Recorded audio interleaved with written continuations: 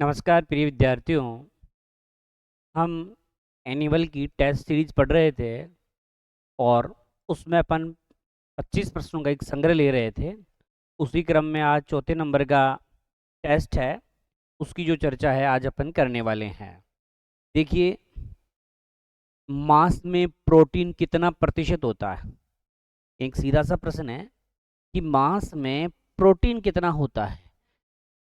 4.00, 13.00, 21.10 और 19.00, इन चारों में से आपको ये बताना है कि मांस है उसमें प्रोटीन कितना परसेंट है।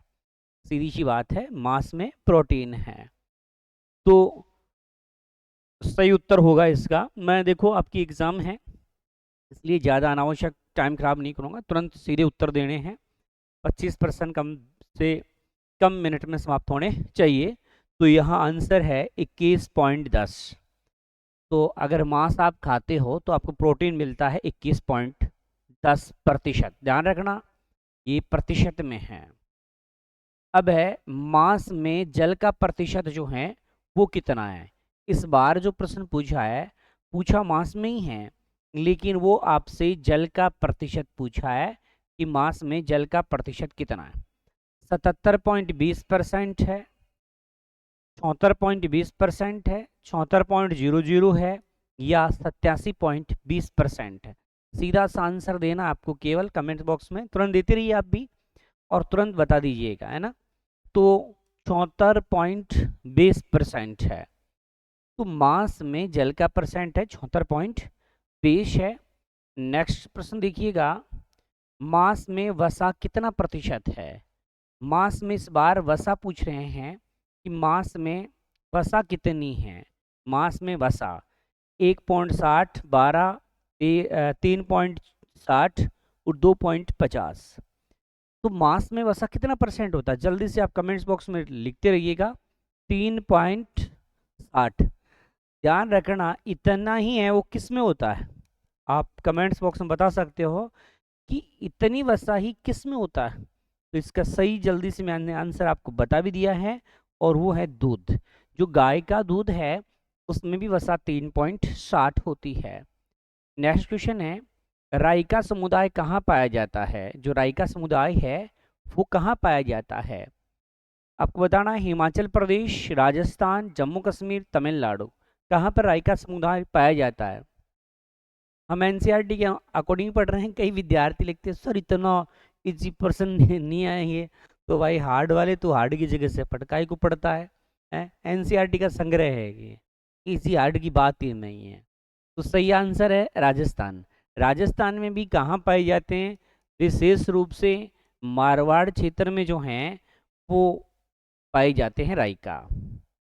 अगला क्वेश्चन देखिए, पूर्वी गढ़वाल के बुग्याल के बारे में सही है। जो पूर्वी गढ़वाल के बुग्याल है उसके बारे में है। 12,000 फीट की ऊंचाई पर स्थित है। यह विशाल प्राकृतिक चरवाह है। ये सर्दियों में बर्फ से ढक जाते हैं। उपरोक्त सभी कथन सही है। तो इसमें तो आपके आंसर सामने लगा हुआ आ गया, तो आपको पता भी चल गया कि उपरोक्त जो हैं सभी इसका आंसर सही है। एक है, विश्व में आधे से अधिक चरागाह किस महाद्वीप में है। आधे से अधिक चरागाह है वो किस महाद्वीप में है, तो ये आपको बताना है। तो देखिए, एशिया महाद्वीप है, दक्षिणी अमेरिका है, अफ्रीका है, यूरोप है। तो कौन से महाद्वीप ऐसा है जिसमें 50% से भी अधिक जो हैं वो चरगाहे पाए जाते हैं। तो ये है अफ्रीका महाद्वीप। अफ्रीका महाद्वीप आप जानते हो रेगिस्तानी महाद्वीप है, तो रेगिस्तान ज़्यादा होने की वजह से जो है वहाँ चरागाह के रूप में बड़ा हुआ ये एरिया, तो चरागाह जो हैं वो ज़्यादा है। रुमेन में भोजन का आंशिक पाचन होता है, जिसे क्या कहते हैं। रुमेन में भोजन का आंशिक पाचन होता है, उसे हम क्या कहते हैं, जल्दी से बताइएगा। जुगाल कहते हैं, कड कहते हैं, सड कहते हैं, ए और बे दोनों कहते हैं।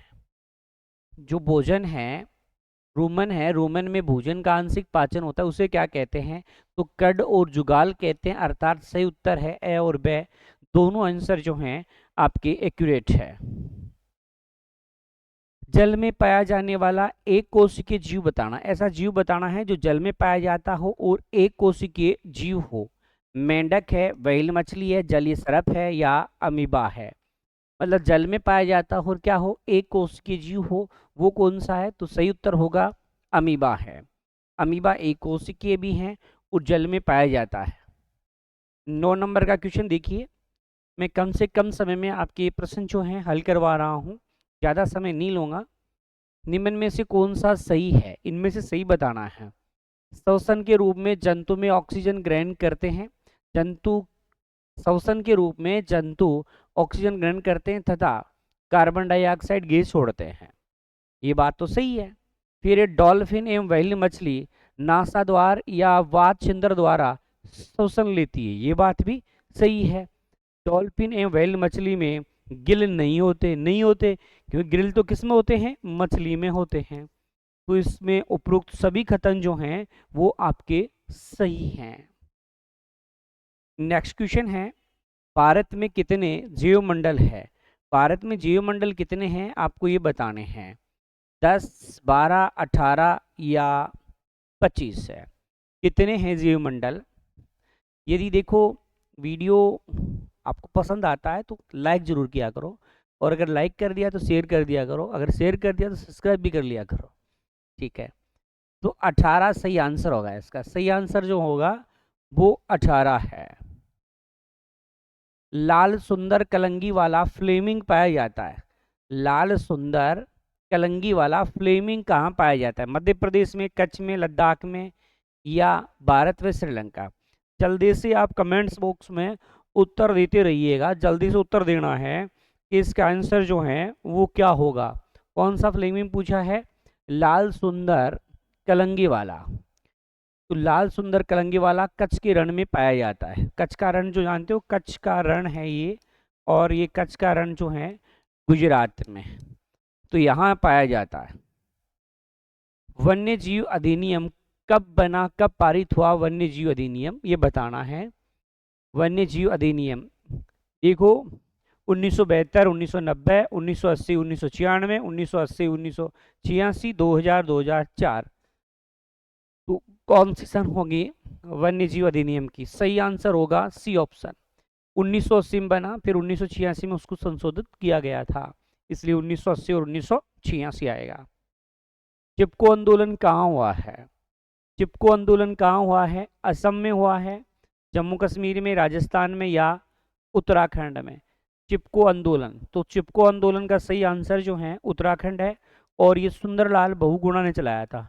किसने चलाया था? सुंदरलाल बहुगुणा द्वारा चलाया गया था, 1973 में चलाया गया था। तो ये आपका चिपको आंदोलन है। किसानों ने बीज बचाओ और नवोदय आंदोलन चलाया था। टिहरी उत्तराखंड में, पेरियार केरल में, सरिस्का अलवर में, पंचमढ़ी एमपी में।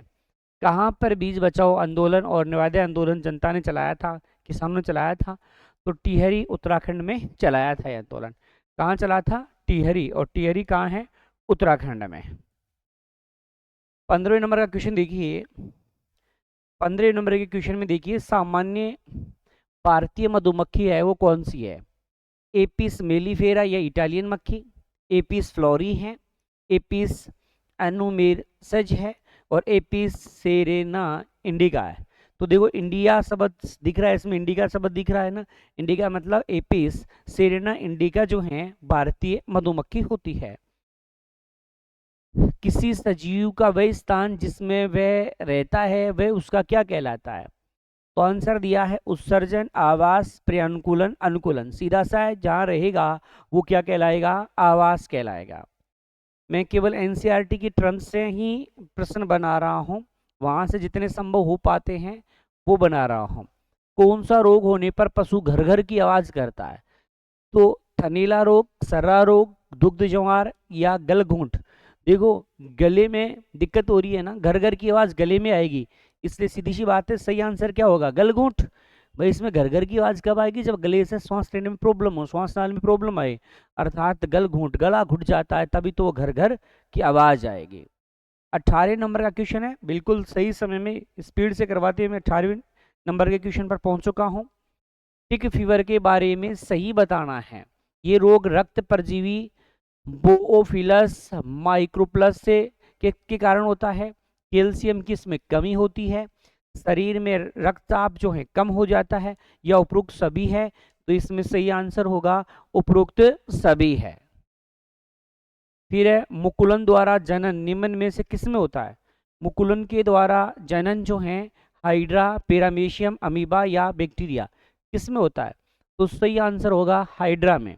हाइड्रा में जो है मुकुलन के द्वारा इनमें जनन होता है।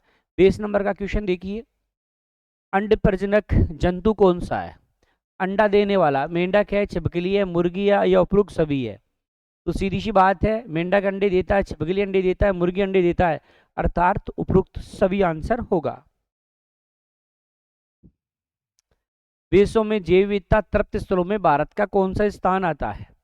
तृप्त स्थल में भारत का प्रथम, छठा, 10वां, पांचवा या 10वां जो भी है, तो कौन सा स्थान आता है? भारत का स्थान आता है तृप्त स्थलों में छठा। और भारत में जो तृप्त स्थल है वो केवल कितने हैं? 2 हैं, पूर्वी घाट, पश्चिमी हिमालय। पागलपन किस प्रकार का रोग है? पागलपन जो होता है वो किस प्रकार का रोग होता है? तो जीवाणु जनित होता है, विषाणु जनित होता है, परजीवी होता है, या जन्मजात रोग होता है? कौन से प्रकार का रोग है? जीवाणु, विषाणु, परजीवी या जन्मजात? बताइएगा, जल्दी से कमेंट्स बॉक्स में लिखते रहिएगा आप। तो कहते हैं तेरा पागलपन का जो विषाणु है ना तेरे दिमाग में, वो तुरंत निकाल दूंगा मैं, अर्थात ये विषाणु जनित है। विषाणु का मतलब अपन क्या बोलते हैं इसको? वायरस। वहाँ वायरस भी लिखा हुआ सकता है भाई, विषाणु को ही तो वायरस कहते हैं। चलिए, अपन बड़ी स्पीड से प्रश्नों को हल किया है। किस जानवर के मजबूत खुर डालदार चट्टान पर दौड़ने के लिए अनुकूलित है? याक है, बकरी है, तेंदुआ है, बिल्ली है? बताइए इनमें से कौन सा होगा? तो आप देखिए यहाँ खुर लिखा है, तो खुर तो जो होते हैं ना शानदार तरीके से डाल पर चढ़ने के लिए, वो किसके होते हैं? बकरी के होते हैं। फिर है लेग हॉर्न एक विदेशी नस्ल है, ये नस्ल किसकी है? गाय की है, मुर्गी की है, बकरी की है, मछली की है? मतलब लेग हॉर्न सब जानते हैं, लेग हॉर्न, सफेद लेग हॉर्न वगैरह से पढ़ते हैं अपन। तो क्या किसकी पढ़ते हैं ये चीजें? मुर्गी की पढ़ते हैं। कौन सी मछली जल की सतह से अपना भोजन लेती है? जल की सतह से जो है मछली, कौन सी मछली है? बड़ा शानदार लास्ट का क्वेश्चन है, इसका उत्तर तो कमेंट्स बॉक्स में आपको देना ही देना है। लास्ट वाला क्वेश्चन है कि कौन सी मछली है जो जल की सतह से अपना, जल की सतह से जो है जो मछली है वो जल की सतह से अपना भोजन लेती है? बताइए, जल की सतह से। तो यहाँ सही आंसर जो है इसका कटला है। कौन सा है? कटला है भाई, कटला है। चलो, ये 25 प्रश्न जो थे आपके वो खत्म है। मैं साथ में तुम्हें एक आवश्यक सूचना और दे दूं, जाने से पहले तुम आवश्यक सूचना भी सुन जाओ, और वो ये है कि राजस्थान जी के एनिमल के है ही, और आपके गणित के और साइंस के जल्दी ही ऐप पर शॉर्ट्स नोट्स जो हैं 7 डे के स्पेशल नोट्स जो हैं वो लॉन्च हो जाएंगे। अपना ऐप है, आज तक मैंने कभी ऐप का प्रचार नहीं किया है, तो आदर्श करियर पॉइंट के नाम से जो है ऐप है अपना, आदर्श ADARSHCAREERPOINT के नाम से हैं। तो इस नाम से अपना आदर्श का ऐप है, जहाँ राजस्थान जीके वगैरह के पशु परिचर की कई नोट्स हैं। तो नोट्स 1-2 दिन में उपलब्ध होंगे, भी हुए नहीं है, हमारा प्लान है 21 तारीख को। तो ये 7 डे के स्पेशल नोट्स होंगे। आप 7 दिन में अगर 5-5, 6-6 घंटे पढ़ोगे तो भी 7 दिन में रिवाइज कर सकते हो, और 7 दिन वाले जो नोट्स हैं 80% आसानी से कवर करेंगे।